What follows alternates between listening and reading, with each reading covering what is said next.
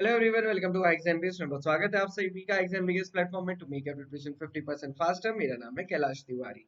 तो दोस्तों, नाबार्ड ग्रेड 8 2024 का एग्जामिनेशन ओवर हो चुका है। 25 के लिए क्या करना है ये सोचने का टाइम आ चुका है।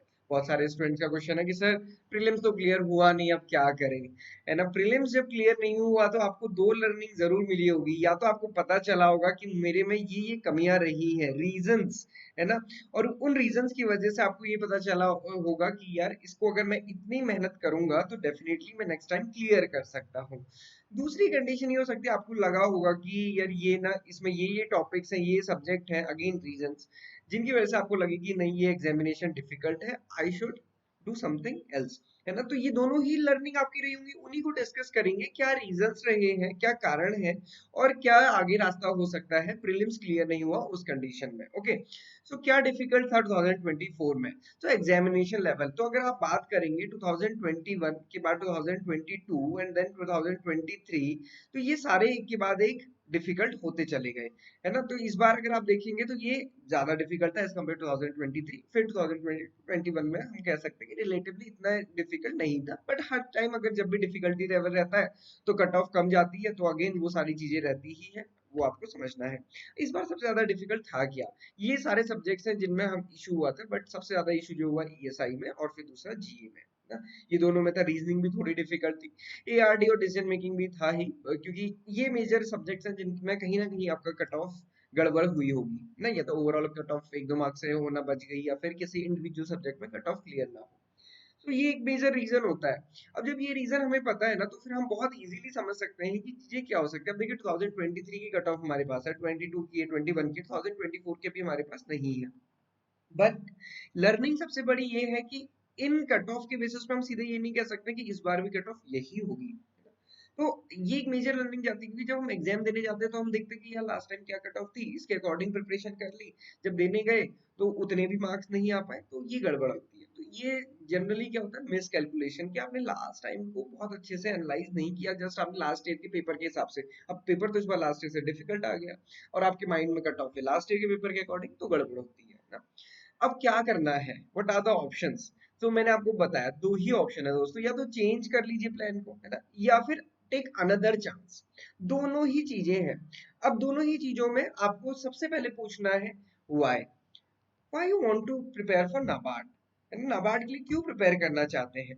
रीजन हो सकता है मेरा इंटरेस्ट है। इंटरेस्ट क्यों है, क्योंकि अच्छी सैलरी मिलती है, गवर्नमेंट जॉब है, व्हाइट कलर जॉब है, 1 लाख प्लस सैलरी, अलाउंसेस है, स्टेट कैपिटल्स में ही पोस्टिंग होती है।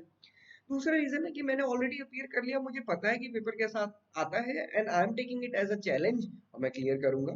आप ग्रेजुएशन में हैं, first year, second year, third year, final year, भाई दोस्तों ये सबसे अच्छा टाइम है जिस समय आप प्रिपेयर कर सकते हैं इस एग्जामिनेशन के लिए, क्योंकि नाबार्ड इज ओनली एग्जामिनेशन जो, जिसकी प्रिपरेशन में न सिर्फ आप नाबार्ड प्रिपेयर कर पाएंगे, बल्कि सारे एग्जामिनेशंस आप प्रिपेयर कर सकते हैं, क्योंकि यहाँ पे 8 सब्जेक्ट और फिर मेंस के लिए डिस्क्रिप्टिव प्रिपरेशन करनी होती है। अगर आपकी ये प्रिपरेशन है तो नाबार्ड भी क्लियर होगा, बाकी एग्जामिनेशन भी क्लियर होंगे।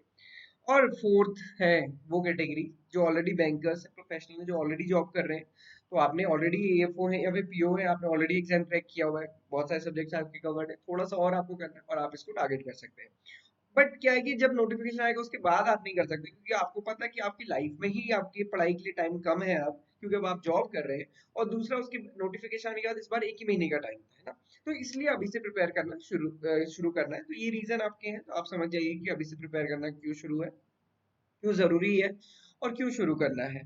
शुरू करने का सबसे बड़ा, मैं तो मेन रीजन यही मानता हूँ कि नाबार्ड एक ऐसा एग्जामिनेशन है जिसकी प्रिपरेशन के साथ आप सारे एग्जामिनेशन टारगेट कर सकते हैं। मंत्र क्या है प्रिपरेशन का, सिंपल मंत्र है कि भाई कंसिस्टेंसी, रोज पढ़ना है।